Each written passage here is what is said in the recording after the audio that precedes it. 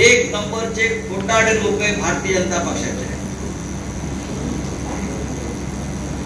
आणि नरेंद्र मोदी हे त्या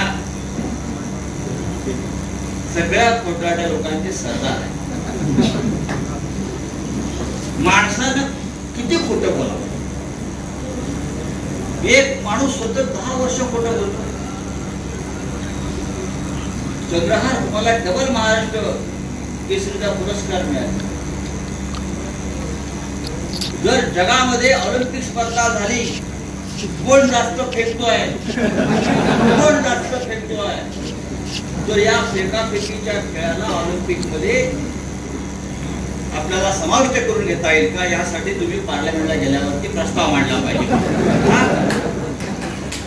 आणि जर तसा प्रस्ताव मंजूर झाला तर आपल्या देशाच्या माजी पंतप्रधानाला तेव्हा ते माजी होते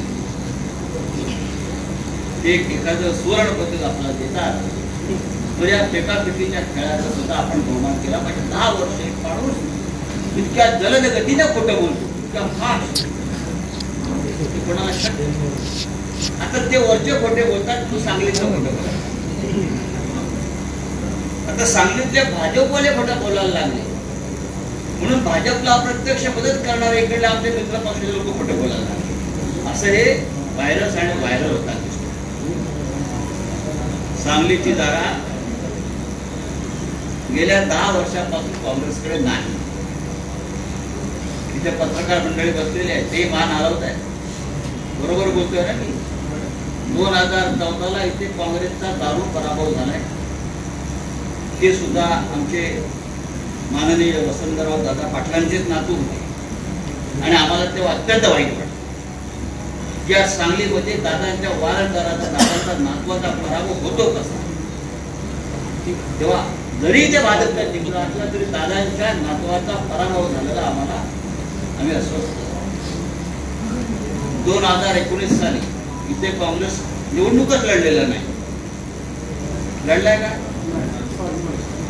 जर तुम्हाला आपल्या काँग्रेस पक्षाची इकडल्या केडरची एवढी चिंता होती तर तुम्ही 2019 साली आजच्या प्रमाणे स्वाभिमानाची लढाई लढायला पाहिजे होती. तुम्ही ते लढला नाही आणि आपला उमेदवार दुसऱ्या पक्षाच्या तिकिटावर तुम्ही तिथे पराभूत झाले.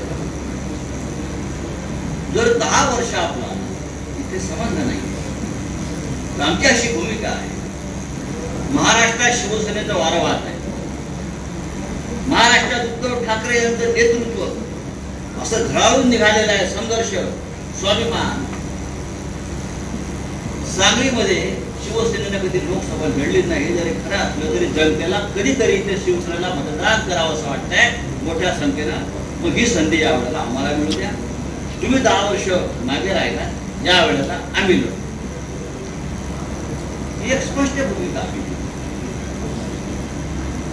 सांगलीमधले सर्व जाती धर्माचे लोक आमच्या पाठीशी उभे राहतात. महाराष्ट्रात आज या महाराष्ट्रात मुस्लिम बांधव जर सगळ्यात कोणाच्या मागे उभे असतील तर उद्धव ठाकरे यांच्या मागे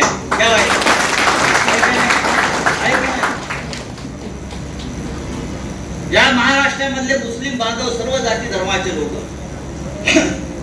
हे उद्धव ठाकरे यांना आपला नेता मानतात आपला कुटुंब प्रमुख. तुम्ही सांगू शकता तुमचा कोणता नेता आहे की ज्याला तुम्ही कुटुंब प्रमुख इकडले सांगलीकर मानायला लागता. नाही. पण हटवादीपणा करायचा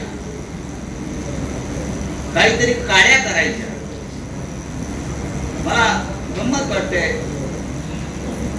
विशाल पाटील त्याला संधी मिळायलाच पाहिजे आणि भविष्यात त्याला संधी मिळेल ती आम्ही मिळवून देऊ असं आम्ही वारंवार सांगतो. त्यांचं फार गमतीशीर भाषण मला अशी आहे की माझ्या विश्वजित कदम हे पायलट आहे आणि मी त्यांच्या विमानात बसलो. ते विमान माझ्या कुठे उतरवतील तिथे मी उतरायला तयार आहे. आपण काँग्रेस पक्षाची वसंतदादा पाटलांची वारंदार तुमचं विमान भरकटलेलं चालेल का. आपण काय बोलतो. खरं म्हणजे 2019 साली आपलं विमान स्वाभिमानच्या धावपट्टीवरती लँड झालं ते टेक ऑफ झालं नाही ते तुमची भरकटलेलं तुमची. तुम्ही काँग्रेस पक्षाची उमेदवारी घेतली नाही ती तुम्ही घ्यायलाच पाहिजे होती किंवा घरी बसायला पाहिजे. 5 वर्ष आपण कुठे होता हा प्रश्न विचारला लोकांनी. तर तुमच्याकडे काय होतं?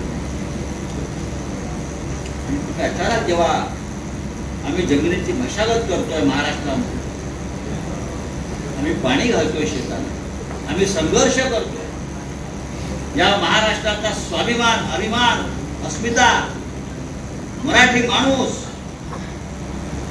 महाराष्ट्राचं अखंड